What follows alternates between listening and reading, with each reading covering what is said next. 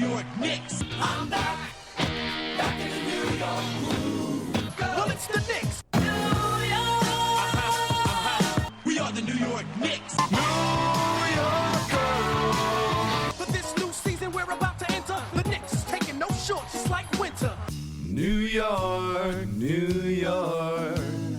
New York be about the Knicks, huh? But the best thing about New York City is K-N-I-C-K-S. Everybody say go New York, go New York, go! Go New York, go New York, go! Everybody, it is the New York Knicks podcast, episode 634. I am Jay. What's going on, Mark? Not much. We got a lot for you today. Both Brunson. So, what we learned in the last week, we learned that the Knicks are not a very good basketball team without Jalen Brunson. We've learned that the Knicks might be actively trying to move Quentin Grimes. We learned the Knicks might be interested in Bruce Brown because they need another Josh Hart. And another CAA client. And another CAA client. We've learned that IHart and OG only get rest when the games are over. And also, RJ Barrett is apparently a superstar in Toronto. Lots to cover today. Lots to go over. That's what's going on, Jay. We're going to cover all that today. That was a phenomenal intro. I am proud of you. I feel like maybe we should do that more, like a little intro of what's going to happen. 600 plus episodes, we finally figured out how to do an intro. This will be the best intro. We'll never do another one. But a lot is going on. So I guess the most disturbing news to me is that supposedly, according to Bagley and other news reports, the Knicks may be actively looking to move on from Quentin Grimes. And I understand trading Quentin Grimes as part of a larger deal for a star player. Packaging him with picks, you're going to improve the roster. Totally get that. Yep. But I don't want him just moved to be moved for the sake of like, hey, it's not working out for some reason. What has been said and reported, and who knows, everything's anonymous sources. No one knows how right these sources are. But the report is that Grimes has fallen out of favor with Thibs, and Grimes is unhappy with his current role where he's not playing enough minutes. And what may have irked Thibs was Grimes sitting 2 of the games against Cleveland because his shoulder was hurt. What do you think about that, Jay? I think if the shoulder hurt thing is real, that's ridiculous. But I don't believe it because he started the season starting at shooting guard. So if Thibs was mad, I don't think he would have been like, hey, you're starting. So I don't believe that part. As far as not happy with his role, he had the starting role. He wasn't really performing very well. He got outplayed and lost the starting role. Dante has been playing better. So it was one of those things where he had the chance. He didn't really take advantage of it, and he is where he is now. So it sucks. Like, I would like a Knicks draft pick to like really work out, but we're running out of picks. Players. We're running out. We're down to like 4, and we know Sims isn't going to be the guy. But Dante's better, and he's been playing better. So I'm going to disagree with some of this stuff. Okay. So first, I think the report about Thibs being pissed off with the Cleveland series, that seems like BS because Grimes played on one leg against Miami, played a ton of minutes. Yeah. He went above and beyond, and that, especially at the end of that Miami series. Yeah, that seems like a false rumor to me. Yeah, that doesn't make sense. Like Thibs maybe Thibs made a comment, and there people are like pretending that's his like. He likes Grimes. He started him at the beginning of the season. He only switched Grimes for Dante when like it didn't seem like it was working. And if anything, Grimes' minutes have been hurt this season because they really had a logjam at shooting too many guards basically for the trade. It also seemed like he was playing a lot more minutes post-trade. I found it kind of weird that he didn't get as many minutes when Brunson was out. The lineup was shorthanded as it was. Yeah, I only noticed his minutes not making sense the last like 3 or 4 games where he seems to be playing Hart as the backup shooting guard when Hart should be backing up OG instead of OG backing up OG. OG's playing too many minutes. Holy crap, we can get to that, but it does seem like you said it right. OG's like, who's my backup tonight? Reverse OG? Yeah, it's still you. So Grimes should be backing up Dante, and Hart should be backing up OG, and then everybody gets enough minutes. But that's Right. not happening. I mean, also, Grimes had a bunch of good games post trade. He seems to have been buried very recently. Yeah. And his defense is still like, he's still well above average defender. Mm-hmm. He can still hit 3-point shots. His game has a lot to go in terms of development. I completely understand him being like a valuable asset in terms of a trade, but it seems weird to me that they're now like actively looking to move on from him. I understand like when you move Toppin, it really was a situation that wasn't working for either side. Yeah. Grimes, you could just give him more minutes. You could easily give him 20, 25 minutes on this team. It wouldn't be a big deal. Unless you're like, we have 5 guys, they each play 48 minutes. There's just nothing else we could do. Well, Which is kind of what they're trying to do. It's possible that when he got demoted to the bench, he expressed he was unhappy, and this news is just getting out. I mean, my understanding was he expressed he was unhappy before he got benched, because like it didn't seem like he barely touched the ball on offense before he was benched. It seemed like he had more opportunities with the ball when he was on the bench because he was playing more with the backup, with the bench. Yeah. It seemed like it was going better. I don't understand. Also, this team needs more offense. It needs more three, and it needs more shooters. And really, OG needs a backup. The problem is I don't see him doing much with the ball. Like, if he's not doing like a spot up shooting, he's not really driving. He's not creating his own shot. Like, he seems like he's Steve Novak. Well, first of all, Steve Novak couldn't defend me. Right. But Steve Novak was a better 3-point shooter, so it evens out.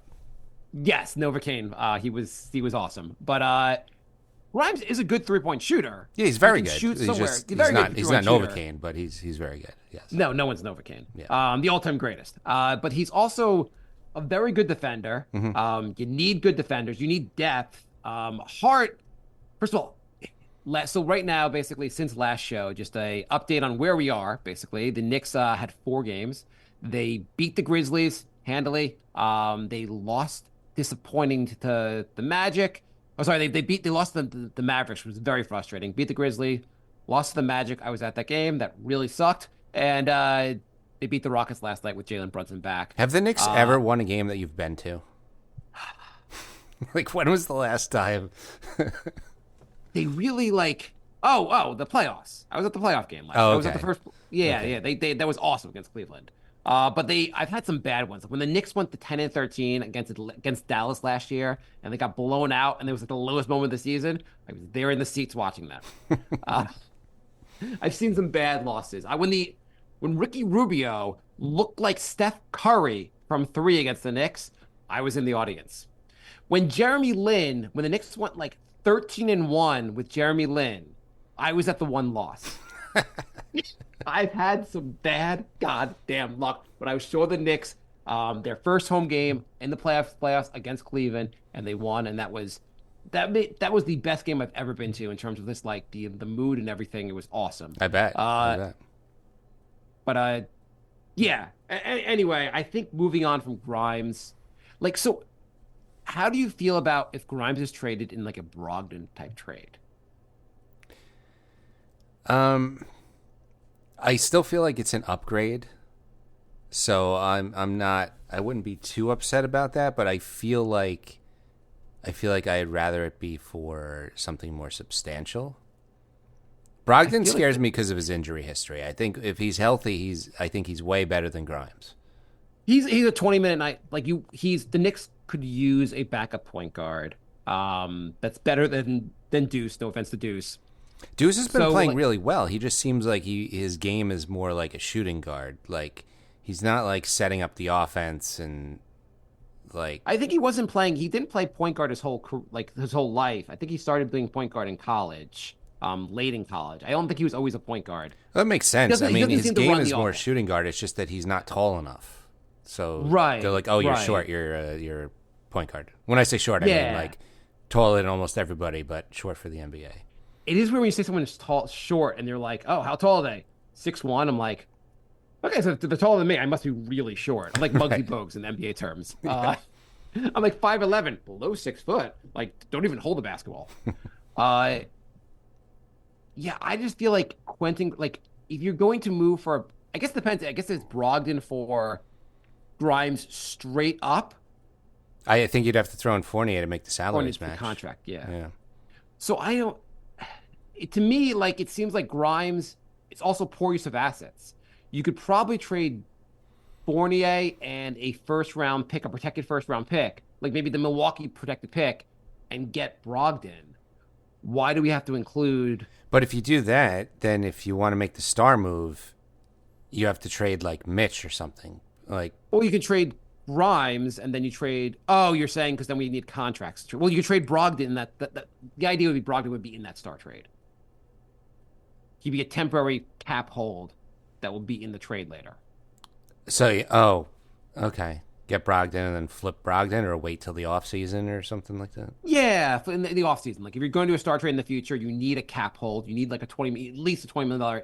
Probably if you're going to trade for a guy like who's making 30, 35, you probably have to do Mitch and it gets a little complicated. And It part of the does, reason it the does. Knicks want to hold on to Fournier or Fournier's cap hold, like you don't just get the cap hold back because the Knicks are over the cap. So like there's some universe where the Knicks don't make a trade, they keep Fournier and then exercise the option to keep him next season and never let him play basketball again the rest of his life.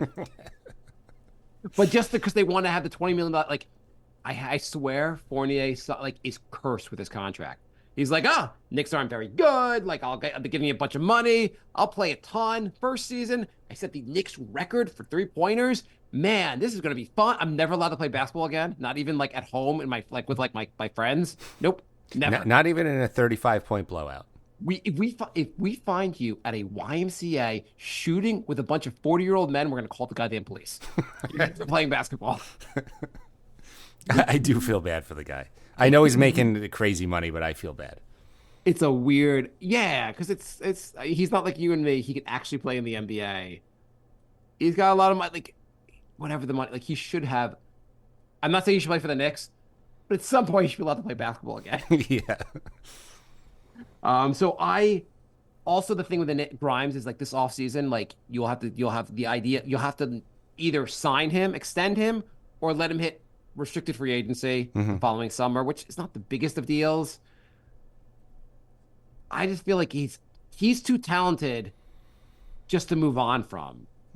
Oh, yeah. No, I don't think they're going to do a salary dump. I think they're maybe accelerating their search for a trade because he's unhappy, but I don't think they're going to make a move just to like, oh, he's unhappy, let's salary dump this guy. Like, No, you're right. Like he's on the other hand though, like he showed some playmaking ability last year. He's still a very young player. I think he has some playmaking ability. He's been kind of like only shoot three. He's been kind of like relegated to more of a 3-and-D this season. But I mean, the combination of needing a backup to play, like suddenly, if we trade Grimes, and I guess I don't know who to return, but suddenly we're missing a shooting. We're like we have less shooting guards and we have less small forward. Like it almost seems like we went from an area where you had depth to no depth. well, the rumor is that the Hawks want to package Capella with Murray. So in that case, it would be Grimes, Fournier, and Mitch for Murray and Capella. And if you do that, then you have Dante as the backup shooting guard, and Capella is IHart's backup. Yeah, that makes some sense. I mean, like if you're going to make a move like that where you're bringing in a shooting guard that's going to take major minutes, then it makes some sense. Like right now, Dante's playing awesome, but like Dante doesn't need to play 35 minutes a game. You could play him 25 to 30 and give the rest of the minutes to Grimes. Hart, until last night against Houston, I hadn't seen Hart shoot the ball in like months. So if Hart's not gonna play offense, he can't be a shooting guard. Though I'm hoping like Hart made a comment that he needs to be better. And he had a good game, but he knows he needs to be better. Hopefully, he understands that means that when he's wide open at the 3-point line and no one's within 50 goddamn feet, he should shoot the ball instead of passing it to Julius, who's covered by 4 people. Yeah, I mean, this team is almost like too unselfish. Like everybody's doing that, and it's guys are getting a little too scared to. Jack up Hart is the shot. Yeah, Yeah, Hart is the most. He's the biggest problem with that is passing the ball. There's often times where like he's like near the basket, you're like he's passing out. You're like, dude, take the goddamn shot. The reason the shot clock expired is because you refused to shoot. Yeah, yeah. Yeah. Yeah, I forget. Not last game, the Orlando game. They had like 4 opportunities on one possession. Everyone was just continuously swinging the ball around. I'm like, you beat the defense. You had the open shot, and then you beat them again. You still, it's like the offense looks so goddamn putrid against Orlando. You cannot have. I like Deuce McBride. He cannot be your best offensive player that night. Like it was ridiculous. I also didn't realize at the game that Randall was injured. Mm-hmm. And I was just watching, I was just like turning to my friend. I was like, I guess maybe everyone's right about Randall. I didn't realize he was injured. So in his defense, he was injured. He was injured, but near the end of the game where he's just standing there pointing at Magic players instead of defending, that's Thibs' job to just take him out because he's a liability at that point. He's hurt, fine, but like take him out. I know Precious is a downgrade, but maybe not if Randall can't move. Like, right. I don't understand. Like, I get the idea of playing through injuries and stuff. It's not going to be on Randall to say, take me out. Most players have, well, in today's NBA, who the hell knows? But like most players are like, I have too much pride to say I'm injured. I'm going to try to play through the injury. Yeah. The coach has to recognize when the guy's just a negative because he's 60% of himself. Yeah, I think most NBA players are going to hobble around rather than tell the coach to take them out. So that's on the coach to look at these things and be like, oh yeah, let's sit him for a minute. Jay sent me a crazy stat earlier that apparently, this is crazy. Michael Jordan had more 82-game seasons than Kobe, LeBron, Durant, Harden, Kawhi, Curry, and Dwayne Wade combined. That's just wild. Nothing says NBA players today are pussies than that stat. Right. I mean, nobody, just... like, people are, like, doing high fives if you play 70 games now. Right. Almost no one plays a full 82-game season. Yeah, it's weird. I think it was, like, 4 players last season. It's...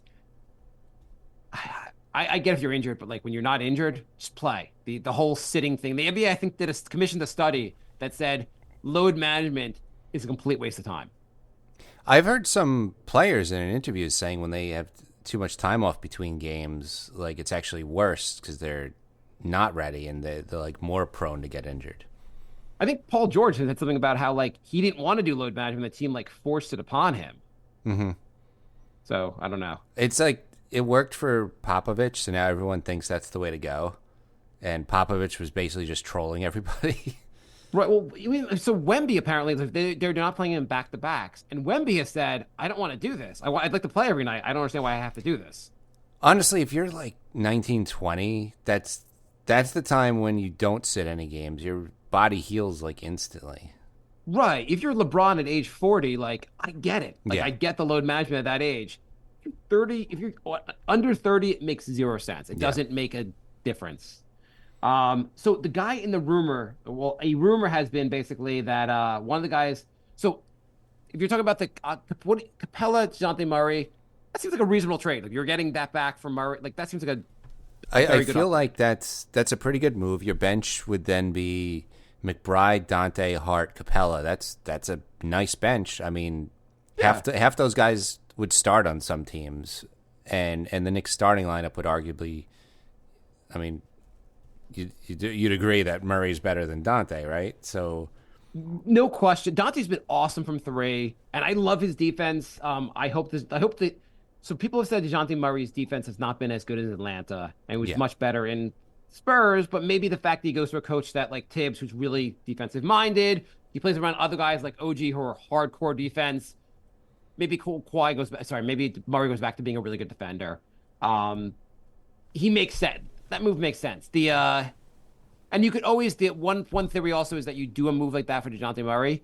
You could always then package DeJounte Murray later if a true superstar move comes. Right, but even if not, I mean, I feel like that's a really good, well-rounded team. You have a nice deep bench. You have everybody in the starting lineup is a positive. Like, I'd feel good about that team. I'd give them Right. a puncher's chance. I mean, the emergence of, and really also the emergence of iHeart, you can makes Mitch a little more expendable, and Capella gives you a lot of what Mitch does, and he's healthy more. It's not like Capella's still a good defender and he could rebound. Like, Yeah. he's not a bad player.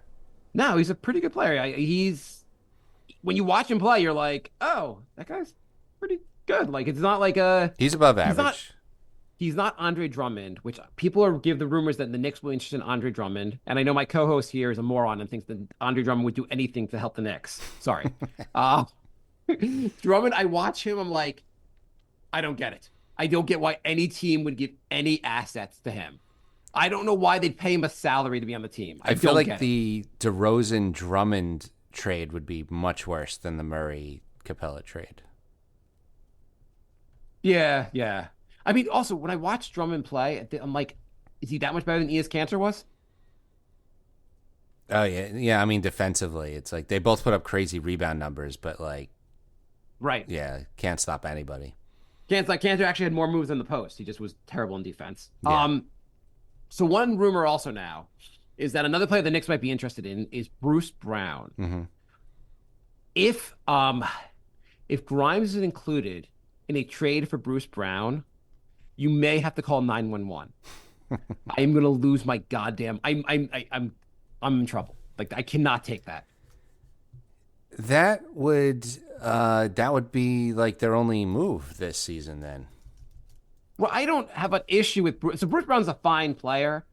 I just don't know what he really adds to this roster. Well, I think he's better than Grimes. I don't know. Is he better than Grimes? Offensively, definitely. Is he that much better offensively? He's an okay player. He's not a huge upgrade from Grimes. I'm sorry. He really is not. He's Defense-wise, they're probably around even. I mean, I don't know. He makes $20 million, so like that would be it. You would have to throw in if you did. It would be Grimes and Fournier, and then like that's your trade assets. Why not just trade Fournier for him? Still, then you can't. You Well, still can't you would- make another move. That's it. Like You Brown- you have a team option for Brown next season. So Yeah. you basically would just exercise the option. You keep Brown for next season. Wait, you're saying that Rose would kick something down the road? I cannot wait to draft night when the Knicks trade both their picks for protected picks from 2030. I'm just waiting for that. Yeah, I mean, I really The Knicks, don't want Knicks have traded their 2 first-round picks for protected 1 through 29 picks from Charlotte because that's all they could do. But they're worth a lot. Yeah, treasure trove. Treasure trove. They have a war chest of top 29 protected picks. The Milwaukee pick seems like will turn into a late first-round pick in 25. Great. Oh, it's actual. That one's an actual first-round pick. The Washington and the Detroit ones. Detroit made him a trade, and in theory, that if Detroit ever gets better, Detroit's never getting better. That so it's Detroit not happening. Wizards trade was so weird. Like Detroit traded for Gallo. Like Well, it was just moving contract. They were getting off a Yeah. contract, basically. I know, but yeah, it was they saved some money, but like you're going. I don't know. It's just weird. It was almost like the Wizards GM and the Detroit's GM were like just hanging out, having drinks, and the Wizards guy was like, Marvin Bagley's not that bad. And the Detroit guy's like, have you seen him play? No, he's not that bad. No, I'm telling you, you put him on our team, but I'm going to give him to your team just for the we're going to make a handshake bet. I'm telling you, you won't want to play him. It doesn't make much sense, but yeah. And anyway, I don't love the idea. Like, if Bruce Brown gets here, and let's say you trade Grimes for him, now Brown is your backup 3/2 also. It's not great. It's not a huge great, improvement. but it's CAA, so I'm worried. And I know people like, does he do that much? Does he do things that are so different from Josh Hart? Look, he's won an NBA championship. We're just going to put as many championship players on the team. It doesn't matter if they were the 8th best player on the team. He's got a ring.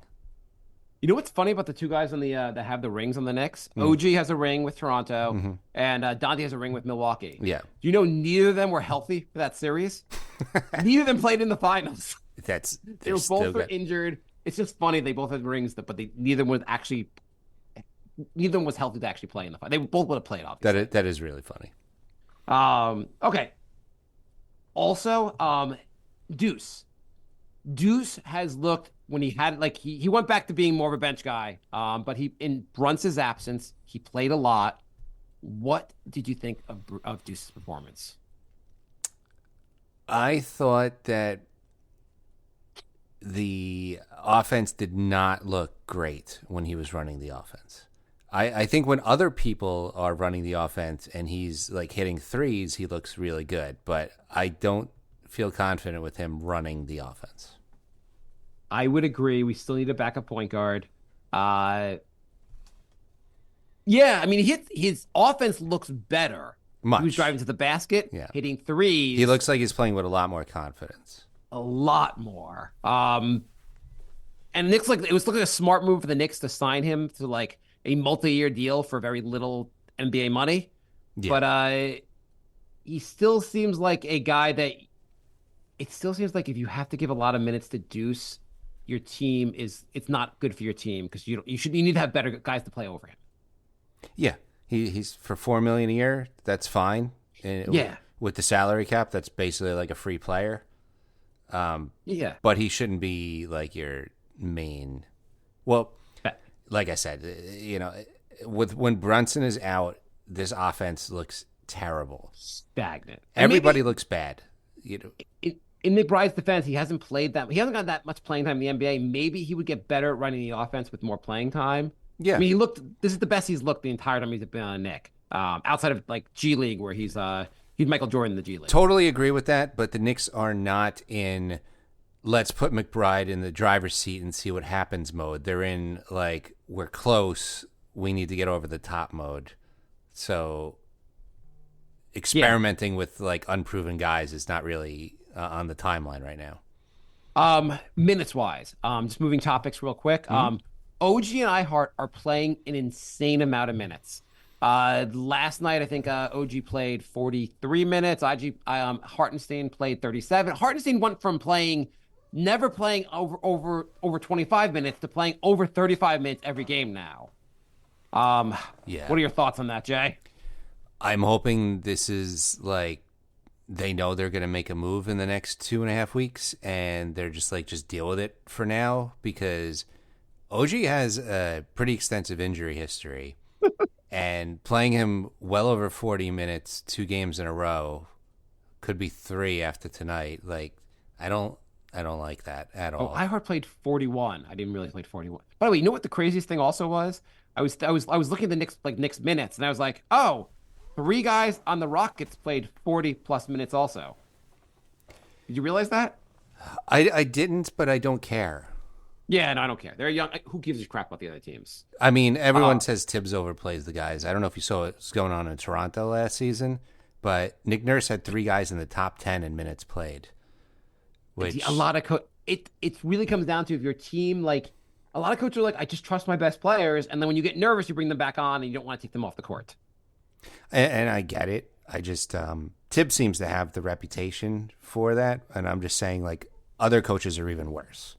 Yeah, other coaches do the same thing. It was at some point this season before the trade, it was evening out, but now post trade, I don't get how this is working because they lost one bench guy, and the whole bench is now terrible. How does that work out? I mean, Quickly was a big factor on the bench. That's who they are really missing. Yeah, I mean, he was a very important bench piece, but everybody looks like garbage now. What happened? It depends on the night. Some nights they look really good, but the OG.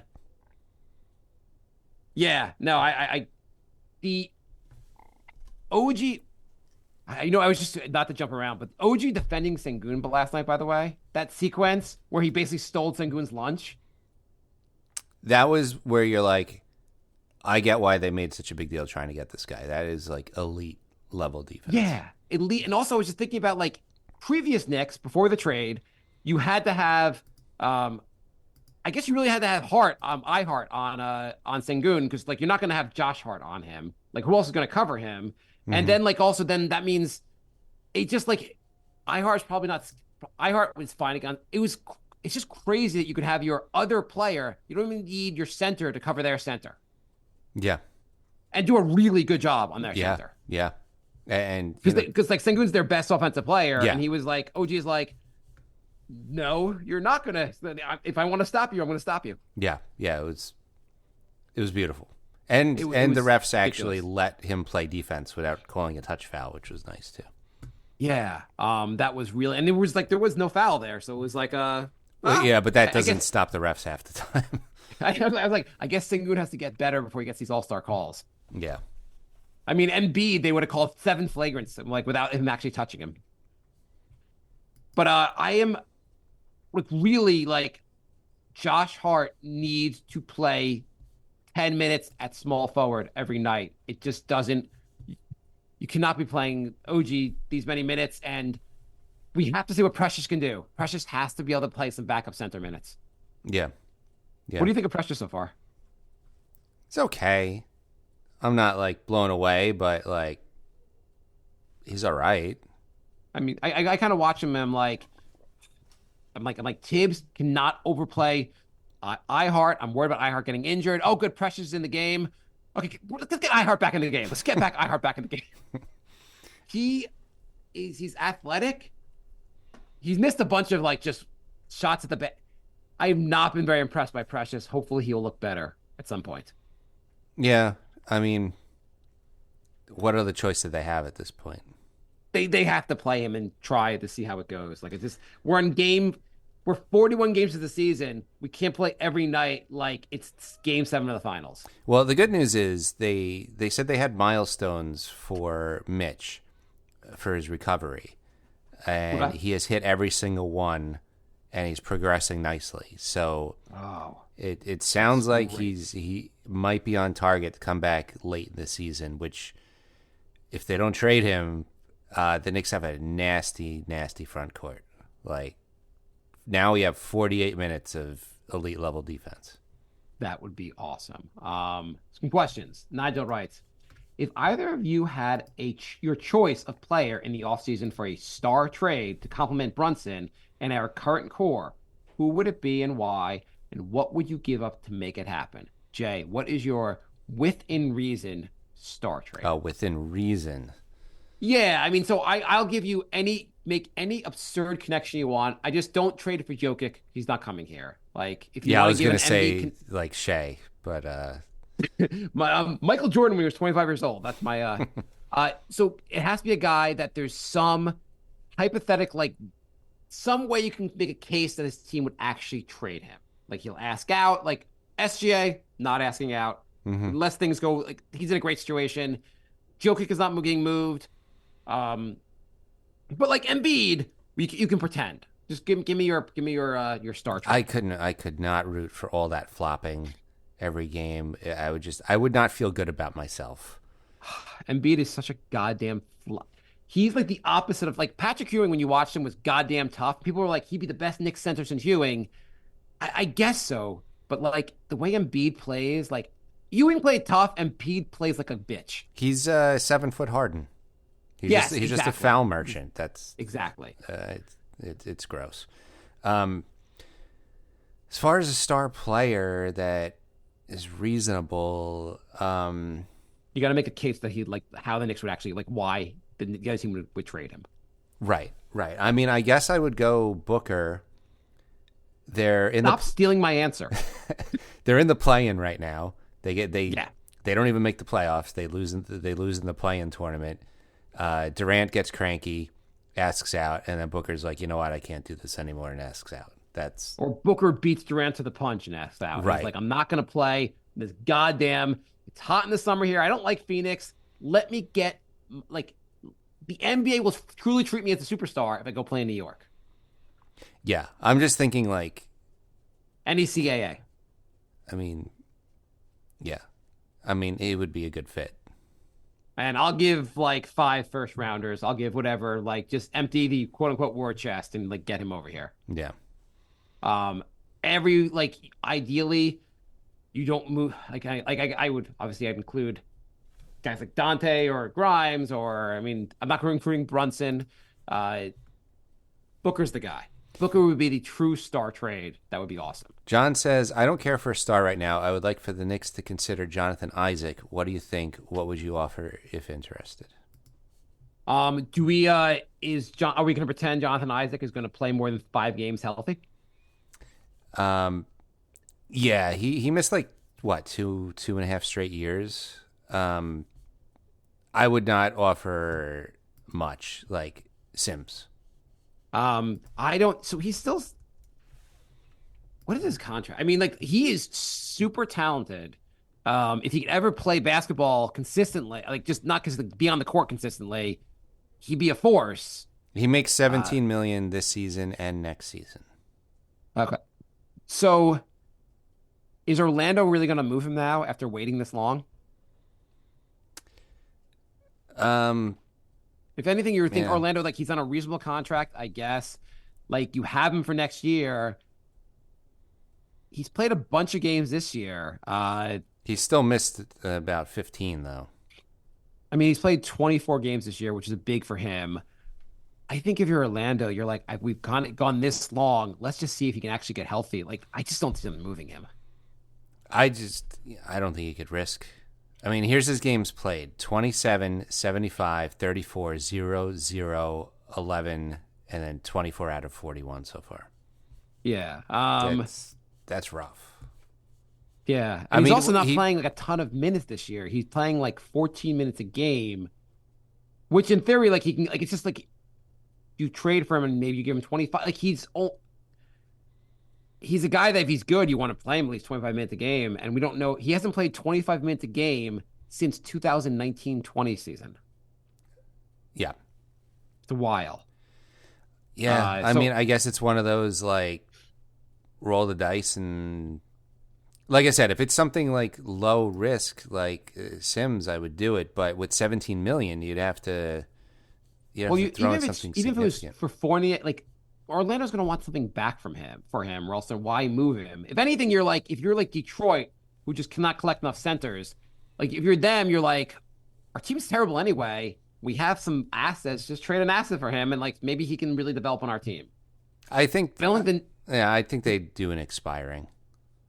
Yeah, I don't think Orlando is going to move him unless you get a first round pick for him, and I don't think anyone's going to or like a good player for him. Yeah, why would they move him? To get 17 million in cap space. Who's signing with Orlando? I mean, Detroit just cleared up a crap load of cap space. These teams could be because they're on delusional. drugs. That makes no sense. Why Detroit's like, oh, we've got $60 million in cap space. Who are we going to overpay from to force them to come to Detroit? Who's going to ask out like a year later? Yeah, I mean, if I'm Obi's agent, I'm like, they've got money. My guy needs a job. Let's just wine and dine Detroit's GM. I do find it hilarious that a 4-win team is like, yeah, we got 64 million cap space. Who's in? Who's coming with me? Who wants to win that 5th game with us? Yeah. Anyway, Isaac would be interesting. I worry about his health. I don't think if you're Orlando, unless you're packaging him to get someone better, you might as well just keep him on the roster and see if he gets better on the roster because the guy still has a ton of potential. Yeah, I mean, you're right. I guess they did wait like 3.5 years. Like team's getting better. They have a young team. Like if Isaac can suddenly stay healthy, like a guy like, I mean, there are guys that have done this. Grant Hill did that at some point in his career.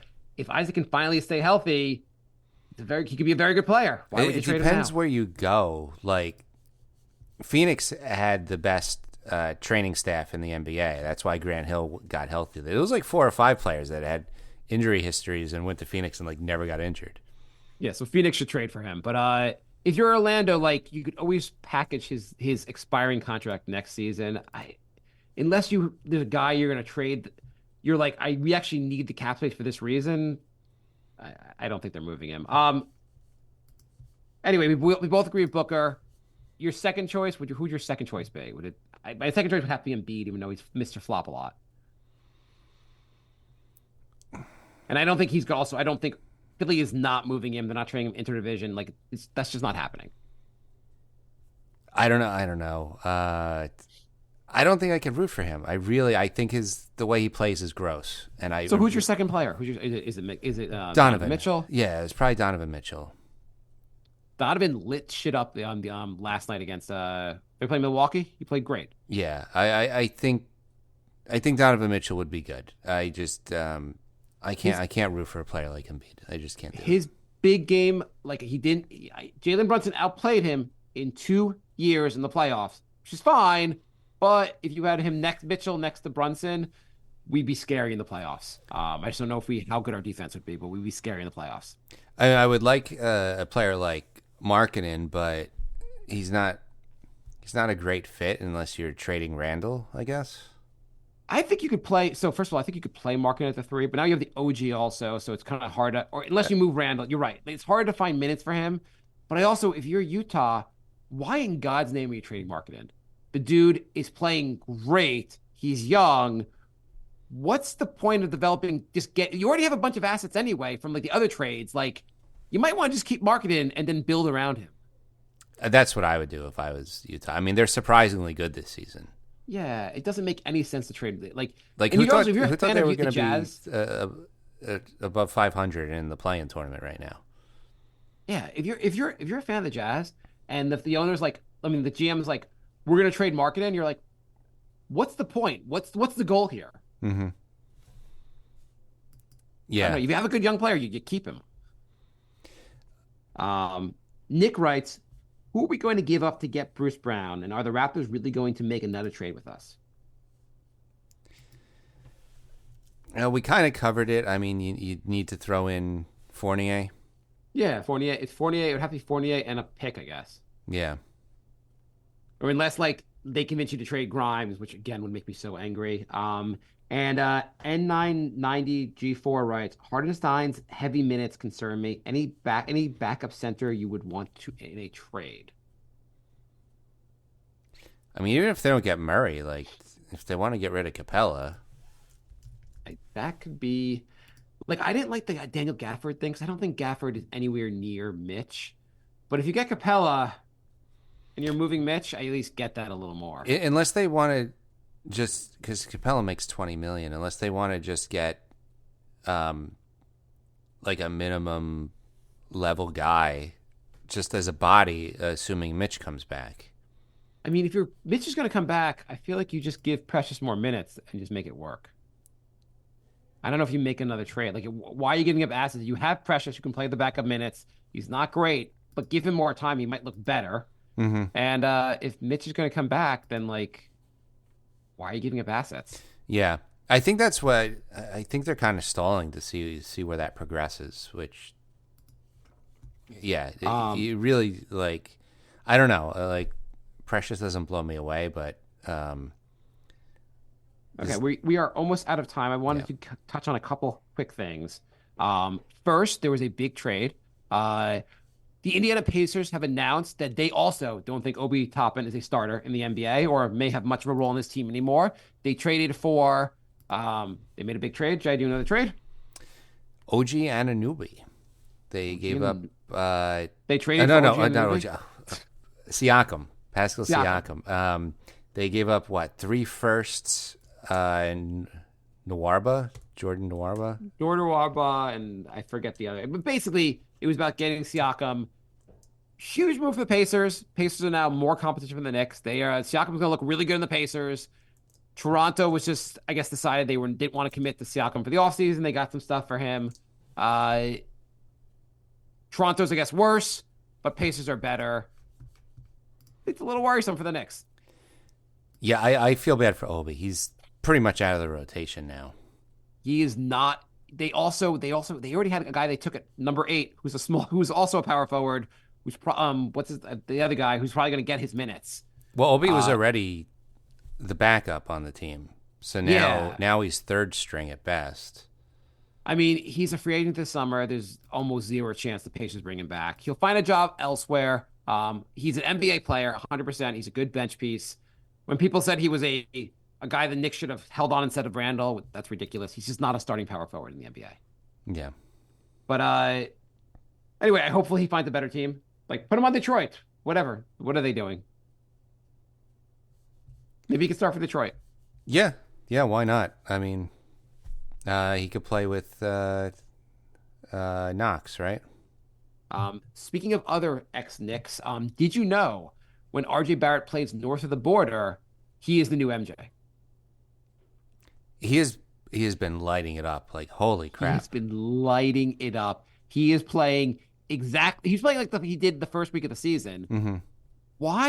And IQ's been playing well also, and the trade seems to be working out for both teams. I'm not regretting the trade at all. Mm-hmm. But why is Barrett is Barrett suddenly this good? What's going on, Jay? I mean, I don't think he was playing bad for like 25 straight games because Thibs made him play bad, and all of a sudden he's like, now I'm playing at an all-star level. Like, this has to be a little fluky, and I expect him to come back down to around where he was playing before. It's not sustainable shooting. He's shooting like 43% from three. Like, it's like career highs. It's crazy. It's been 9 games. He's shooting almost 57% from the field. Unbelievable, because his highest average before this in his entire NBA was last year when he shot 45%. He's shooting 57% basically from the field. 43% from three. He shot 40% in the 2021 season, has been abysmal from three ever since. 2-point percentage, he is 62.8% from two.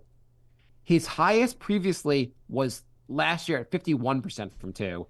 No other season did even touch 50%. He's now 63% from two. Yeah, I mean, I don't think it's sustainable. Happy for him, but I would just say if you're a Raptors fan, don't get too excited because this is probably not going to last. This is not going to last, but good for him for now. And yeah. Yeah. I mean, I don't hate the guy. I just he wasn't playing good in New York. He just wasn't. So he really obviously if he was playing this well, the Knicks wouldn't have traded him. Right. This doesn't seem for real either. IQ I think is the better of the two players in the trade, but RJ right now is making the Knicks look bad.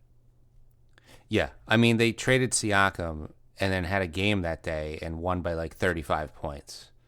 So, yeah, I don't know. I haven't got I watch every Knicks game. I saw him all the time in the Knicks. RJ never looked great. He hasn't looked great for a while this season since the first week or so. And I'm not watching the Toronto games. I don't have NBA League Pass, but watch some highlights. Doesn't look like he's doing that much. I don't know what's going on differently that RJ is suddenly so much better. Yeah, I don't know. Like he's taking one less three a game. But that shouldn't make him shoot. He's making also more of the threes. So yeah, that shouldn't make him shoot like 10% better. He was playing so bad post-migraine for the Knicks. He was really that stretch post-migraine was abysmal. Yeah. And he has stretched like that every season. He has the stomach virus last year. Every year there's some issue where he's terrible for a while. So Laddie's doing well. Yeah. And last point for the show, before we're out, every game, OG's plus minus right now, through, I think, 9 games, is plus 156. It is the highest plus minus through 9 games any player has ever had on a new team. And I have a theory, you can tell me, and I'm going to jinx the Knicks by saying this, but I don't believe it's possible for OG to have a negative plus minus in a game. I think it's just science has proven that's not possible. I know, even in the 2 losses, he was a positive. Yeah, he's always a positive. Scientists have studied this, and this is the one universal truth. It's like we know gravity's for real, and we know OG's always a plus. Always a plus. Okay, anything else you want to add, Jay? No, the game's on, so we're gonna watch the Knicks beat the Wizards, and better goddamn beat the Wizards. We'll be back next week. So thank you everybody for joining us, and we'll talk to you soon. Socials and NY Knicks Podcast for Patreon, Instagram, Facebook, and Twitter. nyknickspodcast@gmail.com is our email, and at NY Knicks Podcast on YouTube We do the shows live, so if you want to join the chat, happy to hear from you. All right, now goodbye. Okay.